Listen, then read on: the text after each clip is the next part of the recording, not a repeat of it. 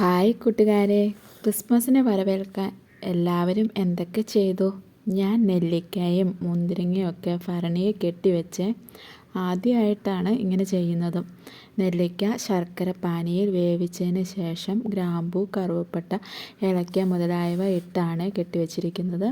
മുന്തിരിങ്ങയാണെങ്കിൽ 1.5 kilo മുന്തിരിങ്ങയുണ്ട്. 1 kilo പഞ്ചസാര എടുത്തു.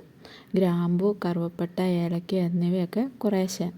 മുന്തിരി അരമണിക്കൂർ ഉപ്പുവെള്ളത്തിൽ ഇട്ടതിന് ശേഷം ഉണങ്ങിയ ഭരണിയിലിട്ട് പഞ്ചസാരയും അതിന് മുകളിലിട്ട് ഗ്രാമ്പൂവും കറുവപ്പട്ട, ഏലക്ക മുതലായ ഇത്യാദി സാധനങ്ങൾ ഇട്ടതിന് ശേഷം തിളപ്പിച്ചാറിയ വെള്ളം 1 ലിറ്റർ ഇട്ട് 21 ദിവസം ഇരുട്ട് മുറിയിൽ കെട്ടിവെക്കുകയാണ് ചെയ്യുന്നത്.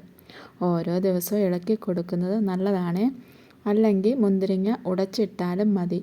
ഇപ്പോൾ അത് സൂക്ഷിച്ചിരിക്കുന്ന മുറിയുടെ ഡോറ് തുറക്കുമ്പോൾ തന്നെ വൈൻ്റെ നല്ല മണമാണ് വന്നു തുടങ്ങിയേ.